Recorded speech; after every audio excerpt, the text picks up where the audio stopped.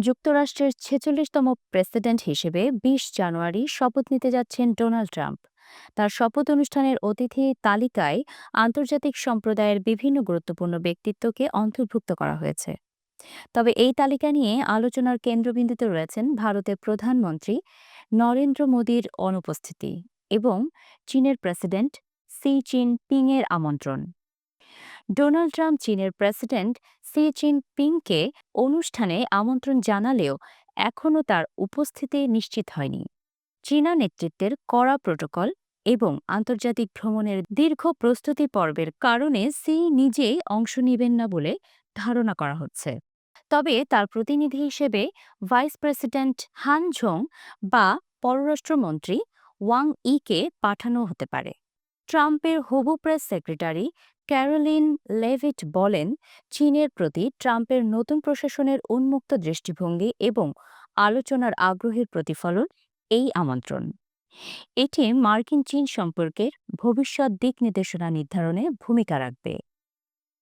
ভারতের প্রধানমন্ত্রী নরেন্দ্র মোদীকে আমন্ত্রণ না জানানো নিয়ে প্রশ্ন উঠেছে। মোদীকে বন্ধু বলে অভিহিত করা ট্রাম্পের কাছ থেকে এ ধরনের পদক্ষেপ অপ্রত্যাশিত ছিল।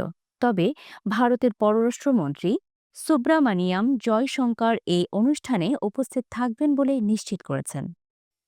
ইতালি প্রধানমন্ত্রী জর্জিয়া মেলোনি এবং আর্জেন্টিনার প্রেসিডেন্ট জেভিয়ার মিলেই শপথ অনুষ্ঠানের শীর্ষক অতিথিদের মধ্যে রয়েছেন।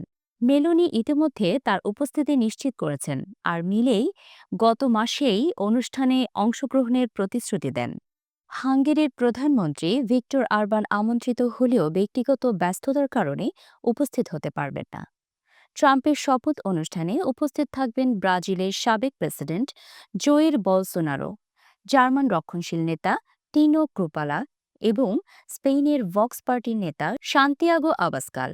এছাড়া প্রযুক্তি জগতের শীর্ষ ব্যক্তিত্ব ইলন মাস্ক, জেফ বেজোস এবং মার্ক জাকারবার্গের মতো ব্যক্তিরাও আমন্ত্রিত।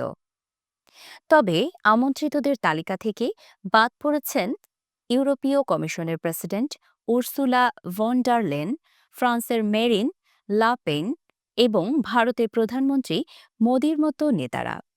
ট্রাম্পের আমন্ত্রণের তালিকা এবং অংশগ্রহণকারীদের উপস্থিতি আন্তর্জাতিক কূটনীতিতে এক নতুন বার্তার প্রতীক হয়ে উঠতে পারে। শপথ অনুষ্ঠানে চীনা প্রতিনিধিদের অংশগ্রহণ এবং ইউরোপের ডানপন্থী নেতাদের গুরুত্ব দিয়ে আমন্ত্রণের মাধ্যমে ট্রাম্প তার কৌশলগত অগ্রাধিকারের ইঙ্গিত দিয়েছেন।